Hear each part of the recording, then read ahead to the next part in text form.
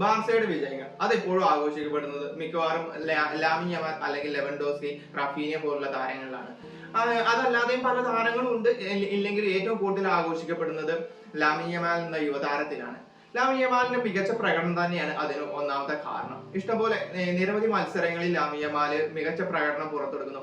Dribbling ആണെങ്കിലും പാസിങ്ങിലൂടെ ആണെങ്കിലും ഗോളുകളിലൂടെ ആണെങ്കിലും ബാർസയുടെ വിജയങ്ങളിലൊക്കെ പ്രധാന പങ്ക് വഹിക്കാൻ ലാമിൻ യമാൽ എന്ന യുവതാരത്തിന് കഴിയുന്നുണ്ട്. എന്നാൽ ലാമിൻ യമാലിന് ഒരു ഫുട്ബോൾ ആ ഒരു താരത്തിന്റെ മികച്ച പ്രകടനത്തിന്റെ ക്രെഡിറ്റ് പലപ്പോഴും കിട്ടുന്നത് ഹാൻസി ഫ്ലിക്ക് എന്ന ഒരു കോച്ചിന് മാത്രമാണെന്ന് എനിക്ക് പലപ്പോഴും തോന്നിയിട്ടുണ്ട്. ഹാൻസി ഫ്ലിക്കിൽ മാത്രം ഒതുങ്ങി അല്ല എന്നാണ് എന്റെ സത്യം പറയാനുള്ള ഒരു അഭിപ്രായം. കാരണം ലാമിൻ യമാൽ കളിച്ചു വളർന്ന ലാമാസിയയിലെ അക്കാദമിയാണ്. അക്കാദമിയിലെ ഒരു മികച്ച പ്രകടനം അല്ലെങ്കിൽ അവരുടെ ഒരു മികച്ച പ്രവർത്തനം ലാമിൻ യമാലിന്റെ ഒരു മികച്ച കരിയർ വളർത്തിയെടുക്കാൻ അവർ സാധിച്ചിട്ടുണ്ട്.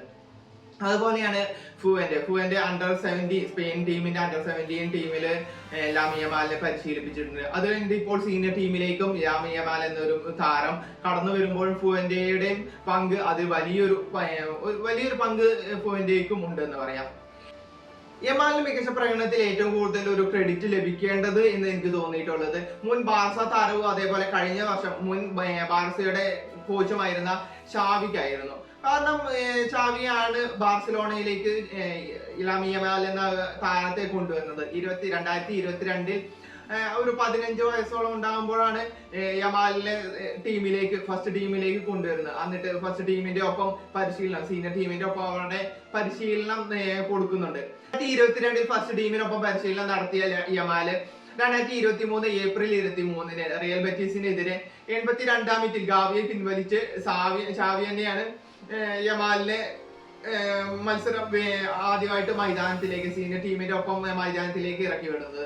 ആ ഒരു മികച്ച പ്രകടനം പിന്നീട് 2023 തന്നെ ഫസ്റ്റ് 11 സ്ഥാനത്ത് ഉറപ്പിക്കാനും യമാലിന് സാധിക്കുന്നുണ്ട്.